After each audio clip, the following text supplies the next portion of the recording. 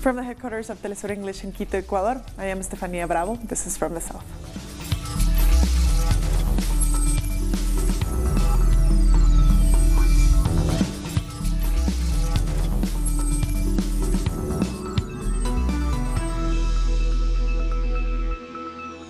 We start with breaking news from Venezuela as the Vice President of the National Assembly, Edgar Zambrano, has been arrested in Caracas. The arrest was announced just under an hour ago by the President of the National Constituent Assembly, Diosdado Cabello. Zambrano's arrest follows the ANC's decision to strip the immunity of 7 lawmakers who backed the recent coup attempt. As such, charges could be laid against them for conspiracy, treason, and rebellion. During a speech on Wednesday, Venezuelan President Nicolás Maduro accused the Colombian government of trying to instigate a military conflict between the two nations, despite the many internal conflicts Colombia currently faces. There is an ongoing war in Colombia between paramilitaries, guerrilla, and other forces. And yet, the government makes undefined accusations against us in order to justify a military conflict. Venezuela is the one being attacked by Colombia. On February 23rd, who tried to violate the Venezuelan sovereignty? Wasn't it Iván Duque from the border bridge in Cúcuta? We had to resist the attack. They tried to force their way into the country with trucks full of products made for violence.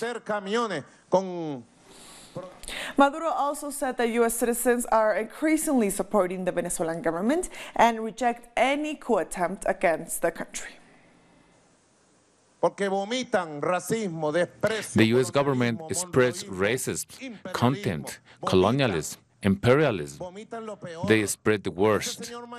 But Mr. Mike Pence does not represent the honor and dignity of U.S. citizens, who every day are more and more supportive of the Bolivarian revolution, and they reject the coup in our country driven by the U.S. government.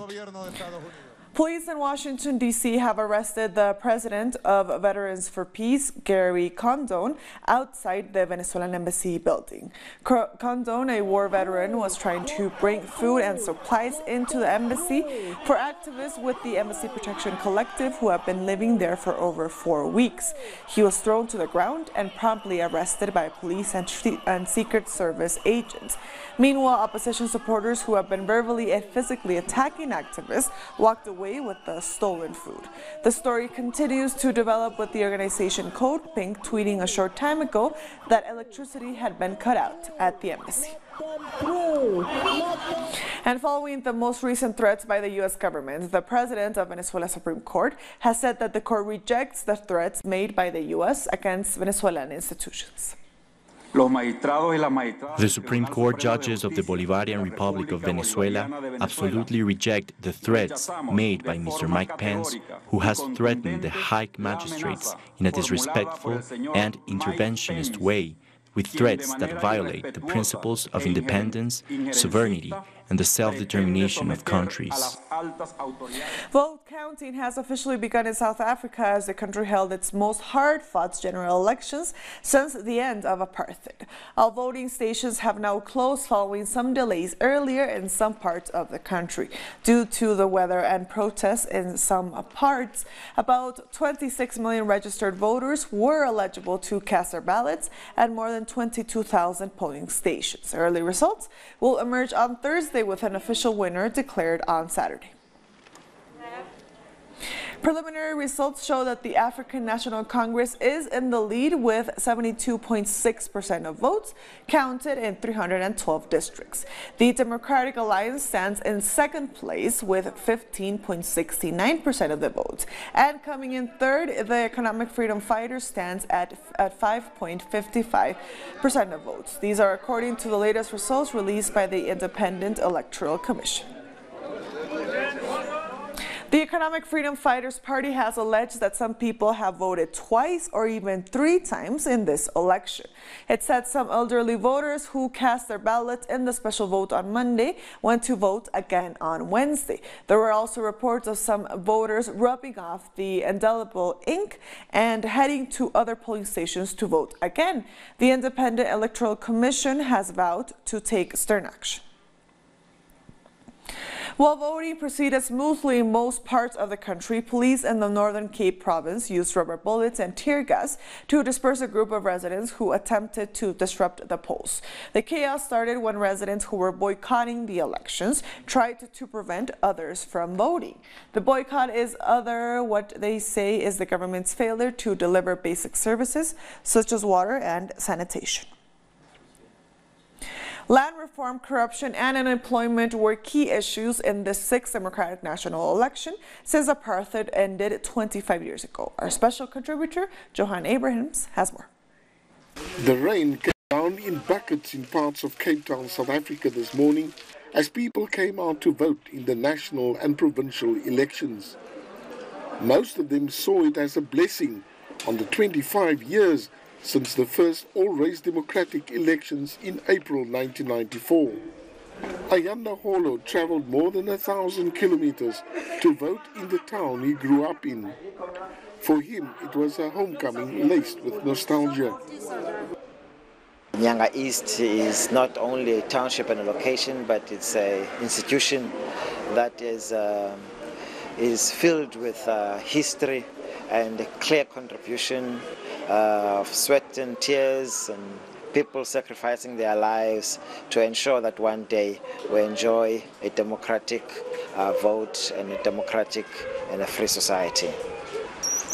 But Nyanga is also a town plagued by unemployment and rampant crime and reflects the difficult road facing South Africa despite its great democracy. Holo says if you look beyond the label of violence, it's also a place filled with hope. Those that came to vote share his optimism. We have never ever given up hope, and we were fortunate enough because we do have a program at the Nyanga Arts Center which is called the Artisan School. The Artisan School teaches arts and culture as part of the curriculum in schools. More than 26 million South Africans are registered to vote and 48 political parties are contesting the elections. One of those that came to vote is still seeking justice for her brother that was killed shortly after his return from Robben Island. We still have not found closure to the assassination of my late brother, Mziwonke Project.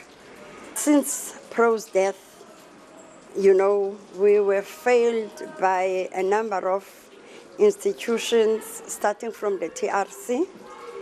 Despite the hardships, residents of Nyanga, together with fellow South Africans, remain hopeful and continue to keep the dream alive of a better tomorrow.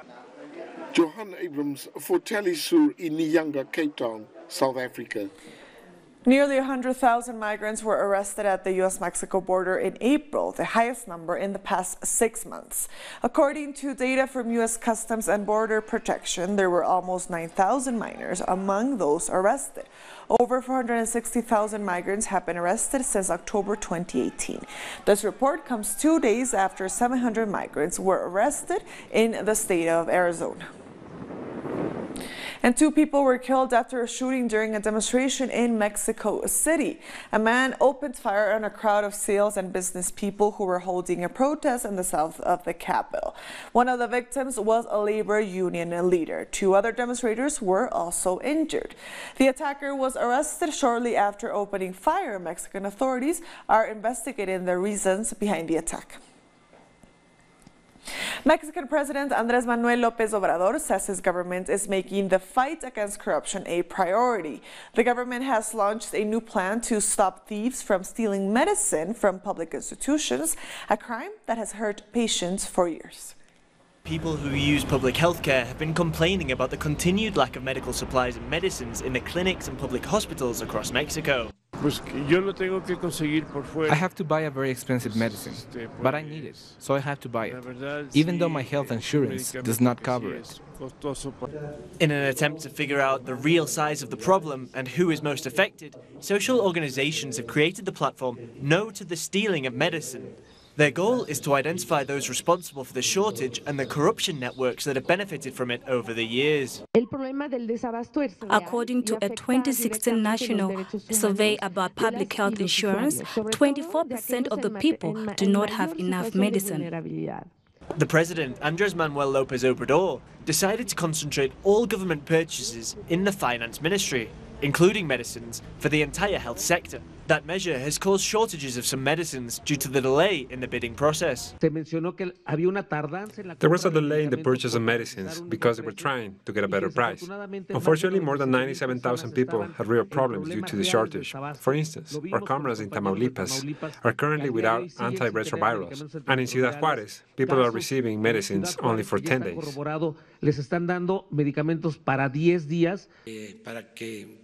The measure was useful to eliminate corruption, according to the president, who assured that the supply is guaranteed. We have signed an accord with the UN to accompany us in all our medicines purchases. But at the same time, all the companies that sold us medicines are so ingrained in the country that it is difficult to find other ones. For instance, one of these companies is the only one that supplies us medicine for HIV, so I had to make an exception with that one. But we are looking for other companies to work with around the world. According to a government audit, the health system is one of the most susceptible to embezzlement. The government of former President Enrique Peña Nieto had irregularities of more than $166 million. Moving on, a Brazilian court has ordered that former President Michel Temer be taken back to prison. According to local media, several judges of a regional court ordered that Temer and former Colonel João Baptista be returned to jail. The former president was arrested on March 21st for money laundering and corruption accusations, thanks to the Lava Jato investigation. Close to 40,000 people have been affected by floods in Paraguay, according to authorities.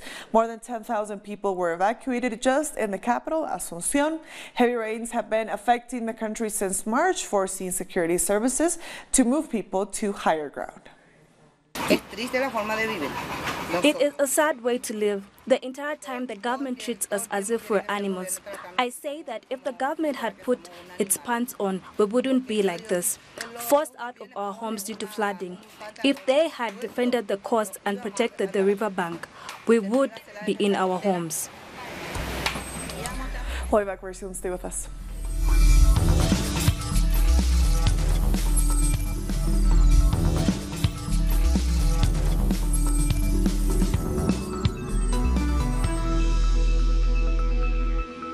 Welcome back. Belizeans are voting in a referendum on the decades-old territorial dispute with Guatemala. Voters are to decide whether Belize should take its border dispute with its Central American neighbor to the International Court of Justice. The territory of Belize has been claimed in whole or in part by Guatemala since 1821, the colonial era. While there have been several attempts to settle this dispute with no final resolution, several problems both on the land and sea still exist. Trinidad and Tobago's police commissioner says the bullet that fatally struck a 14-year-old girl during a police shootout with an alleged criminal gang was not fired by his officers. The autopsy report for the teenage victim, Naomi Nelson, concluded that she was shot to the back of her head. It's unclear whether the teenager was running away from the shooter or if she was a casualty of a stray bullet. But the police commissioner says investigations have revealed that his officers are not to blame and they were forced to defend their lives. Look at where the police vehicle was. Point again, please. The police vehicle, where would he have fired? Up north, towards the X on top.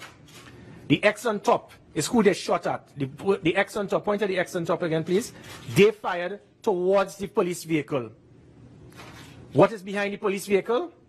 The young lady. Do you believe an alternate action could have been taken? Perhaps they could have tried to stop the fire. The exchange. Yes, no, agreed. Yeah, because if the person was shooting at the police officer, he should have done a matrix and spun around and then seized the weapon. You watch too many movies, so if someone is firing a gunshot at you and firing, the only thing you could do to save your life is to fire back. You watch too many Avengers movies. It doesn't work that way. At least 12 people have been killed in the Democratic Republic of Congo after a clash between government troops and rebel forces. Most of the victims were the Mai militia. In response to the violence, the health ministry has issued an order suspending all the activities of Ebola response workers in the town until further notice. For obvious security reasons, the United Nations Security Service has suspended all movements of personnel working in this area, where many people are currently deployed. Because, as you know, it's also an area, an epicenter also for the Ebola virus. The World Health Organization says Libya's capital, Tripoli, is at risk for outbreaks of deadly diseases, including cholera. The organization says most displaced people are living in crowded places with poor sanitation and contaminated water. At least 60,000 people have fled the fighting between the UN-recognized government and the Libyan National Army in the southern outskirts.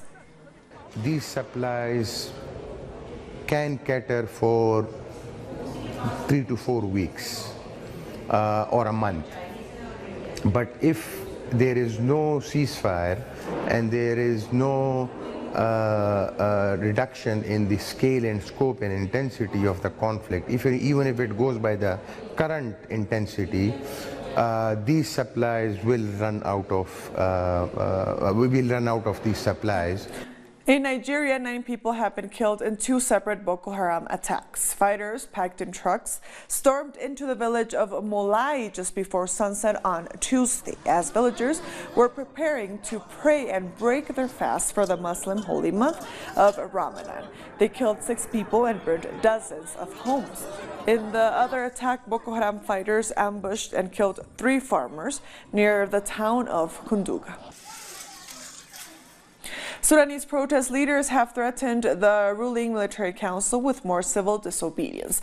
Speaking in a press conference on Wednesday, Sudanese protest leaders accused the country's military rulers of delaying the transfer of power to a civilian administration. They're vowing to launch a new phase of nationwide demonstrations. Thousands of people remain camped outside the military headquarters in Khartoum. The 10-member military council late on Tuesday said it agreed to the overall proposals, but had, quote, many reservations.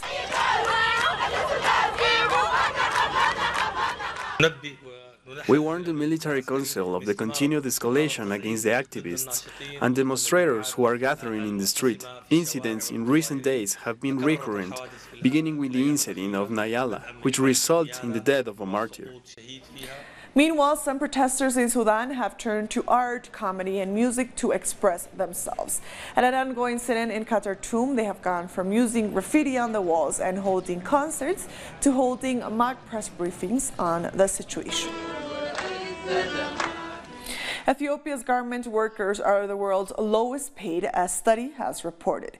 Ethiopia's clothes factory workers producing items for top fashion brands, including Guess, H&M, and Calvin Klein, are the worst paid in the world, earning only $26 a month, according to a report released on Tuesday. The report by the New York University Stern Center for Business and Human Rights said that the country does not have an official minimum wage for the private sector. This facilitates the exploitation of labor by the world's global companies. We'll be back very soon. Stay with us.